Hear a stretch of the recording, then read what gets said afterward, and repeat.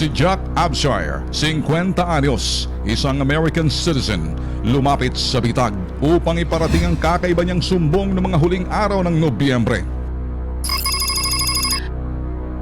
Sa una, mahirap paniwalaan ang sumbong ni Jack dahil direktamenteng inaakusahan niya ang isang pinakamalaki at kilalang department store sa bansa, ang SM.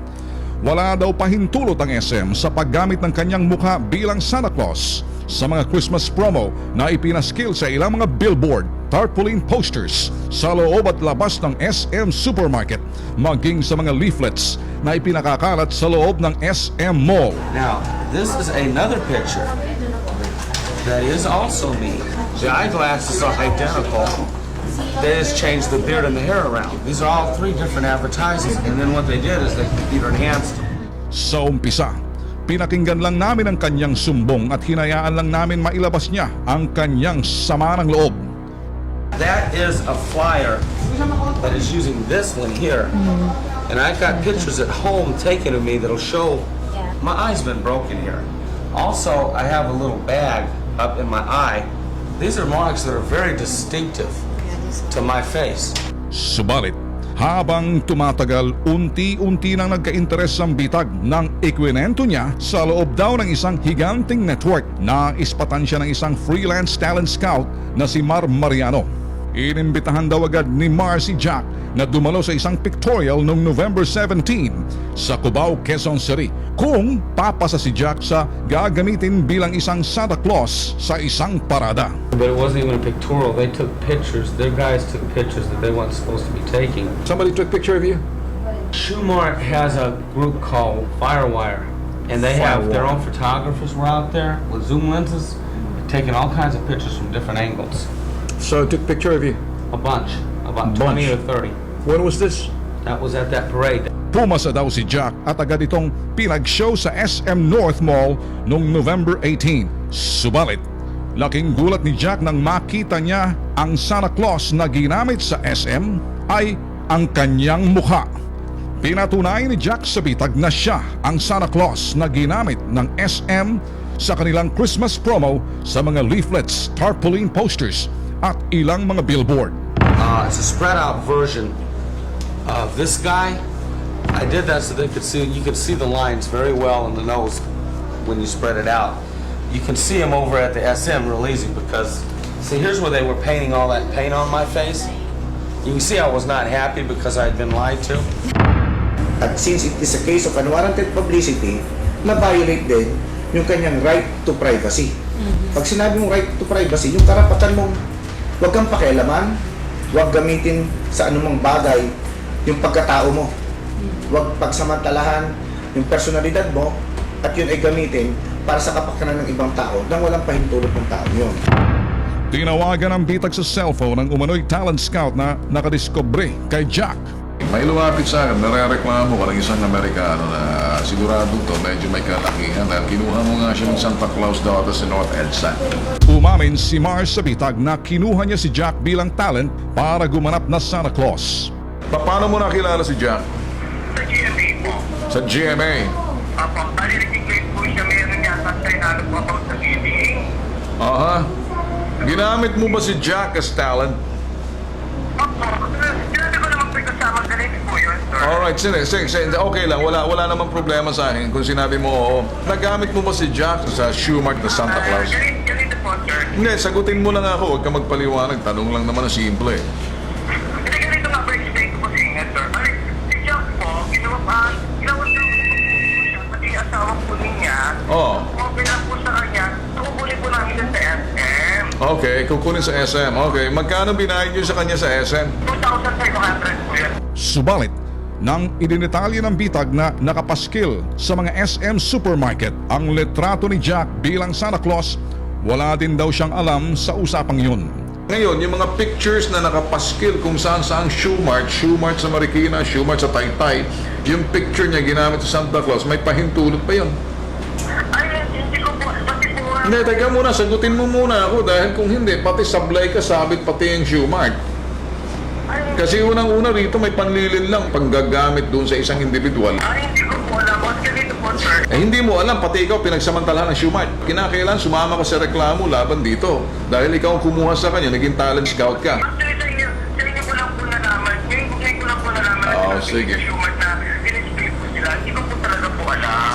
Alright, sige. Kaya ako sinasabi siguro makakatulong kapag bigay ng ano dito, ng paliwanag sa parting to. Hindi ka naman namin Hindi ko po alam. Hindi ko po talaga po alam. Hindi ko po alam. Hello, Mar. Okay, so ako yung very sorry for disappointed. Hindi ko kasi alam yung... It's been computer enhanced, but it was a very bad job, and it shows there's certain things they should have brought out that they didn't. For one, my teeth are broke. It shows in the picture. For one, the marks in my face show in the picture. My eyes are unlevel because that one of them's been busted.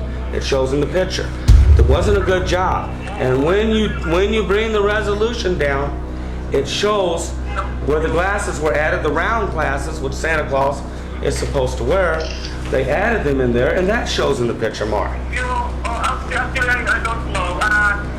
Okay, I'm sorry for that. Well, it's not a matter of sorry, buddy. Somebody's gonna pay me for this. Itong sitwasyon na to, civil lang ito. So, malinaw na under Article 26, mayroong liabilidad ang department store na to. Itong taong ito, ginamit na larawan ng Santa Claus, ay may karapatang maghabol for damages against doon sa department store. Pinag-aralang mabuti ng bitag ang kasong ito. All right. All the posters where we can see, we will have to do a surveillance shot on them or concealed camera. We can't use, taking pictures inside establishment of Shumart. So we need to do it concealedly. After that, we will be talking to another graphic expert. Sundan natin yung kanilang ginawa, ma-reconstruct, mapakita sa atin. We just change the color of the beard, change the color of the hair. I'll see if there's any possibility we can talk to law enforcement. Kinabukasan, agad din kumilos sa mga bitag undercover. Pinuntahan ng mga bitag undercover ang mga SM Supermarket kung saan matatagpuan ang mga posters na may mukha ni Jack na ginamit ng SM.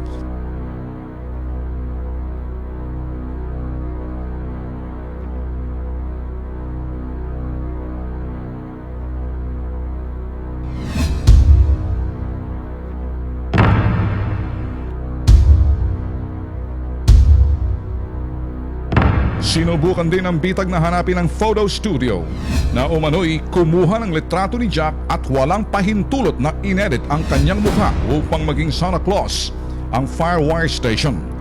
Subalit, ayon na rin mismo sa security guard ng SM North EDSA Mall.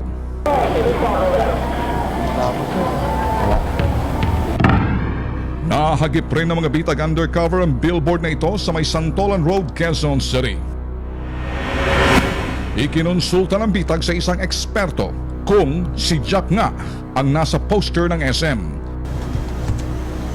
So pag ganito, kasi usually yung ginagawa dito, naghahanap ng mga stock photos din sa internet.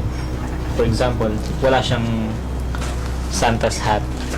Hanap lang sa internet nung mga walang muka.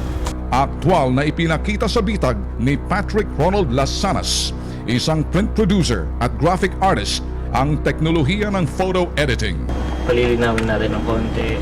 Then kakrop lang natin yung kailangan picture na edit. So basically ito na yung picture niya. Then import natin yung elements na ginamit para mabuha siyang Santa Claus. Ina-adjust ko ngayon kung ano yung angulo niya para doon sa image gagamitin. And for example, kinover ko yung old picture niya ng new picture nung hat na gamit. So, mas medyo okay siya. Then, adjust natin yung color ng pinaka-subject para rosy siya. Tisoy na tisoy yung dating. And, hanap ulit ng ibang stock photos. My glasses. So yan, high resolution siya, so mas madali siyang i-edit.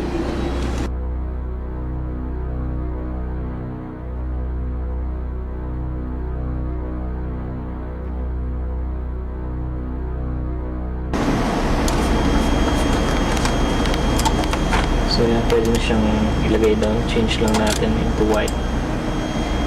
So, ganyan yung image niya for now. White na yung pinaka-glasses niya. Then yung beard, i-add natin.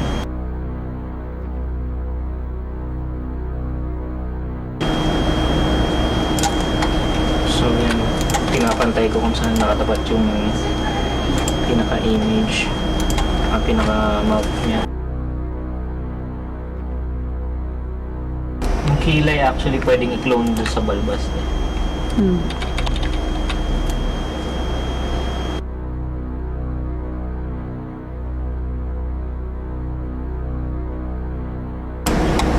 Kilay niya, may kilay na siya from the beard. Kinopya lang. So everything can be manipulated sa software na ginagamit. Almost everything. Pwede nang gamitin yung pictures niya sa different angles na gusto ng client. Example, naka side view, then naka tilt. Pwede rin siyang manipulate na pahabain yung mukha para maging totally different person. So yung sa cheeks, pwede siyang i-bloat para magmukhang chubby siya, yung adorable na Santa. Then sa mata, plucker tool yung gamit para medyo sumingkit. Iba na, hindi na siya mapapansin kung sino yung original na Santa Claus. Para magmalinis, tanggalin mo yung blemishes niya. So ito yung before and after.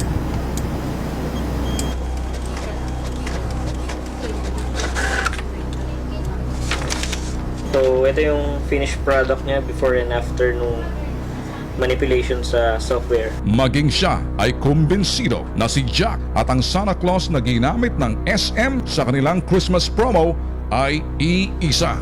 So yung ginawa dito medyo more detailed kasi like yung sa mustache niya medyo almost ganito pa rin, naging puti lang talaga, inayos lang talaga ng rigid na pag-edit. Pati yung sa eyebrows niya naman medyo pinapalad lang naman eh, almost the same lang, nilagyan lang yung mga parang excess strands. Then kasi makikita mo yung skin niya same eh, yung mga folds ng balat niya. Base sa ating batas, ito ay ang civil code. Merong liabilidad itong department store na to. Yung taong may larawan na ginamit na Santa Claus ay merong mga karapatan na magabol ng danyos mula sa department store na to. Ang batas na ito ay Article 26 ng ating civil code. No? Article 26 po ay part ng civil code on human relations. Bakit natin sinasabi dito merong violation at nagkaroon ng unwarranted publicity? It's because yung kanyang picture ginamit na part ng advertisement at ipinaskil sa lahat ng branches ng department store. So, naging public ngayon yung picture niya. Pinakita kayo sa publiko. At since it is a case of unwarranted publicity, na-violate din yung kanyang right to privacy. Yung karapatan mong huwag kang pakialaman, huwag gamitin sa anumang bagay yung pagkatao mo. Malaki ang kinalaman sa kasong ito ng pagkakaiba ng kultura at kaugalian ng mga Pilipino sa mga katulad ni Jack na lahing Amerikano. Siguro kasi alam mo naman dito sa Pilipinas, ang mga kababayan natin are really not that concerned or not that conscious about their basic or fundamental rights. Eh kung base sa sinabi mo sa akin, itong tao to ay Amerikano, alam mo iba ang mentality ng Amerikano pagdating sa mga ganyan.